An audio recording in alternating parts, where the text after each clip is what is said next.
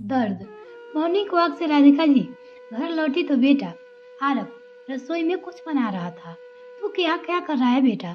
चल तू जा यहाँ से, मैं कर लेती हूँ। कुछ नहीं माँ, ब्रेकफास्ट बना रहा हूँ। पर तुम क्यों बना रहे हो? मैं बना लेती हूँ ना।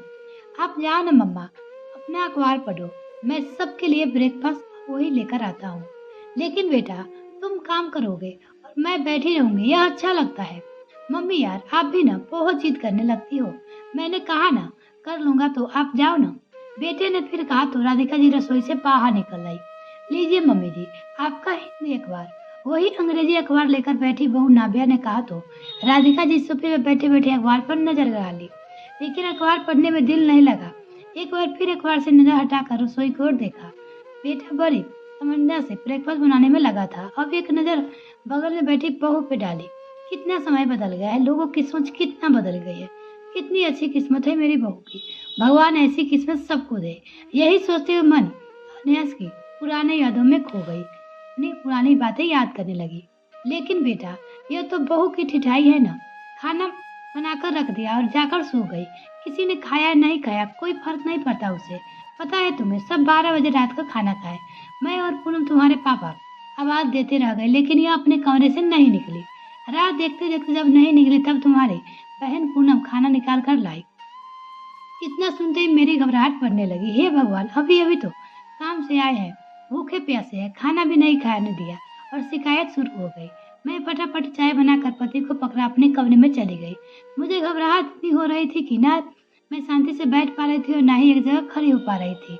बस कमरे में इधर उधर आवाजाही कर रही थी। लगता है आज फिर से घर में भूचाल आएगा। मैं हूँ इतनी कोशिश के बावजूद भी एक एक गलतियां कर देती हूँ। मन में बोलते हुए दरवाजे से झांकने लगी। मैं ये कैसी बात कर रही हो? तुम तो देख रही हो उसका 8वां महीना चल रहा है, तबीयत भी ठीक नहीं है। मैं अक्सर देखता हूँ कि कभी कमर में कभी पेट में दर्द आता है और उसका अब उल्टियाँ होती है, तो हो सकता है तबीयत ठीक नहीं हो गई। क्यों छोटी सी बात को इतना बढ़ा देते हो? खाना तो बना हुआ था, लेकिन खाने में क्या हर्ज है? और आपने खा ही लिया तो कोई बात खत्म हो गया। मैं समझा देता हूँ, आगे से ऐसा ना करे। पति की बात सुनकर थोड़ी तसल्ली मिली। हुआ कुछ यूं कि कल मुझे दिन भर कमरे में हल्का हल्का कमर में दर्द हो रहा था। मैंने सासू माँ से कहा तो उन्होंने कहा कि समय से यह सब सामान्य बात है। दिन भर किसी तरह काम कर लिया, फिर रात को खाना बनाने का बिल्कुल मन नहीं हो रहा था, लग रहा था और बिस्तर पर चले जाओ। फिर मैंने किसी तरह खाना बना दिया और ननद पूनम से कह दिया कि सबको खाना परोस देने के लिए, और मैं लेटने जा रही थी। मैं बड़ी खड़ी नहीं हो पा सकती थी। मैं तो बस बिस्तर पर लेटने के लिए गई तो पता नहीं कब आंख लग गई और गहरी नींद में सो गई। रात के 2 बजे आंख खुली। भूख काफी तेज लग रही थी।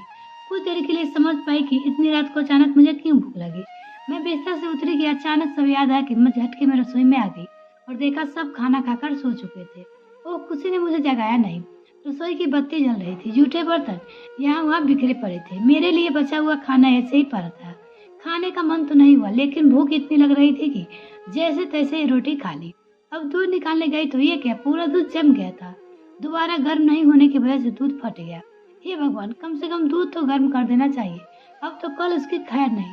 मैं वापस अपने कमरे में आ गई, लेकिन काफी देर तक नींद नहीं आई। मेरे पति भी अपने काम के सिलसिले में शहर से बाहर थे। अगली सुबह जब आए तो सासू माँ आते ही सारी बातें बताने लगी। कुछ देर तक चुप्पी छाई, फिर अचानक सासू माँ रोने लगी। बेटा बहुत बदमाश थी मेरी सास, बहुत परेशान करती थी, 100 ताने लुनाती थी, लेकिन कभी भूखा नहीं रखी। स्वर्ग में गई, अब पीछे से उनकी बुराई करूंगी तो नरक में भी जगह नहीं मिलेगा। सच कह रही हूँ। जोर से सास ससुर रहते नहीं हुआ तो पति और बेटे ने किया। कल आई कि बहू कर लिया, हम सब भूखा रख दिया। बोलते हुए सास जोर जोर से रोने लगी। सासू माँ की रोने की आवाज सुनकर मेरे तो हाथ पाँव ठंडे पड़ने लगे। चुप हो जाओ माँ, क्यों रो रही हो? इतनी छोटी सी बात को इतना मतलब के बढ़ा रही हो। हाँ बेटा, अब मुझे चुप रहना पड़ेगा, मुंह पर ताला लगाना पड़ेगा। जब बेटा ही ना समझे तो किससे और कैसे शिकायत? बड़ी तरफदारी कर रहा है तू अपनी पत्नी को। क्या ये तेरी पत्नी दुनिया में जुमा बनी है? अपनी माँ को देख, कैसे तुम चारों को पाला पोसा है। अभी तो हम कमा रहे हैं, हमारे साथ पैर सही सलामत है, तब तुम्हारी पत्नी ने खाना नहीं देती तो कल को क्या होगा जब हम दोनों बूढ़े हो जाएंगे? आप किस बात के लिए कर रहे हो पिताजी? वह ना आपका बेटा है और ना ही मेरी भाई। भैया तो बस मेरी भाभी का पति बनकर रह गया है। बदल गया है भाई, आखिर तुम भी बदल गए। जो भाई माँ बाप को आंख उठाकर नहीं देखता था आज जवान लड़ा रहा है। तुम्हें क्या लगता है भाई? माँ पिताजी झूठ बोल रहे हैं। बोलते हुए बहन जोर जोर से रोने लगी। यह सब देखकर वह हुआ जो होना चाहता था। राजेश के गुस्से का ठिकाना नहीं था। वो जोर जोर से चिल्लाया, राधिका राधिका बाहर निकलो। डर के मारे तो मैं घर के बाहर कदम रख दिया कि अंदर चली गई। अरे कहाँ मर गई, बोला ना बाहर निकलो। सिर पर पल्लू ठीक से करते हुए मैं बाहर निकली। तुम्हारी हिम्मत कैसे मेरी माँ बाबूजी को खाना नहीं देने की। मैंने मन ही मन सोच लिया था कि अपनी सफाई में क्या बोलना, लेकिन सबके सामने मेरी बोलती बंद हो गई। मुंह में एक शब्द नहीं निकल पाया। अरे मैं पूछ रहा हूँ तुमने खाना क्यों नहीं दिया? जब तुमने खाना बनाया तो परोस कर देना, कौन सा पहाड़ टूट जाता। मैं तुम्हें ब्याह कर इसीलिए नहीं लाया कि यहाँ तुम महारानी बनकर रहो, काम ना करो। लेकिन मैंने पूनम दीदी से कहा सबको परोस देने के लिए। पूनम से क्यों कहा? तुमने क्यों नहीं किया? जब तुम मेरे माँ बाप को भूखा ही रखोगे तो फिर इस घर में रह कर क्या करोगे? तुम्हारा इस घर में क्या काम? चलो निकल जाओ मेरे घर से। बोलते हुए राजेश ने मेरी बाह पकड़कर आंगन से बाहर कर दिया। मेरी जोर से शिकायत निकल पड़ी। सामने रही बड़ी ताई जी देख लिया और दौड़ती हुई आंगन में आई। यह क्या सरला, क्यों बहू को इस तरह घर से बाहर निकाल दिया? मैं नहीं जानती कि क्या हुआ तुम सबके बीच, लेकिन कम से कम इतना तो सोचो कि वो पेट से है। पूरा महीना चल रहा है, थोड़ा सा तो तरस खा। और तू भी क्या इतना नमक मिर्ची लगाती रहती है? कल को ससुराल जाएगी तब पता चलेगा, समझी? आएगी कितना हाथ तोड़कर मन मारकर ससुराल में रहना पड़ता है। जी जी, आप इनके बहाने और नखरे नहीं जानती। क्या सिर्फ यही माँ बनेगी और मैंने और भी बनती है? हम आप भी बने हैं, कभी इतना नखरा नहीं किया। चलो मेरी बात सही है, वह जानबूझकर सो गई, पर खाना तो बना दिया था ना। लेकर खाने में क्या जाता है? अगर जानबूझकर किया तो इसका मतलब ये नहीं कि तुम लोग उसकी मदद करो।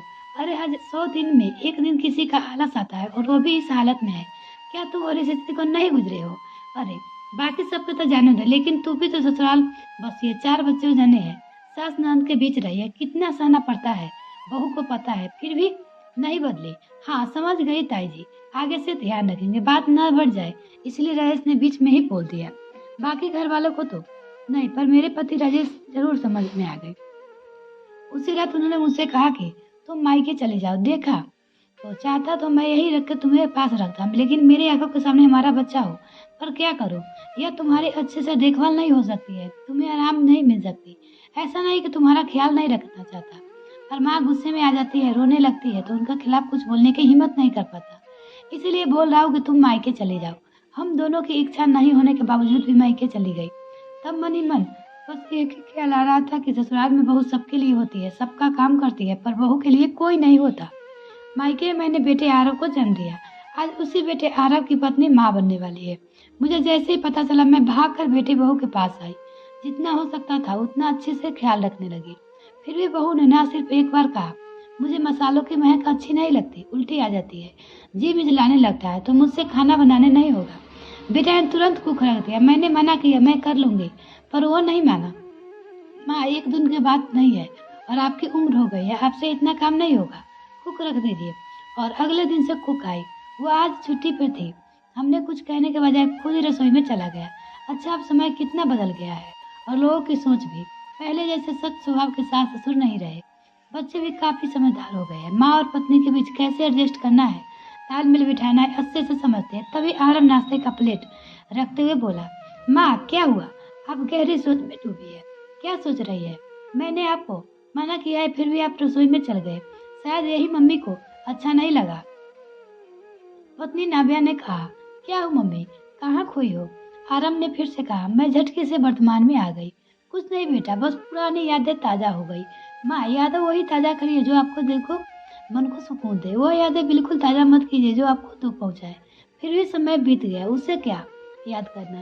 बेटा तुम्हारा कहना सही है, जो समय बीत गया उसे याद नहीं करना, लेकिन यह भी सच है कि समय तो बीत जाती है, पर दर्द का जाते और वो कभी ना कभी याद आते ही है।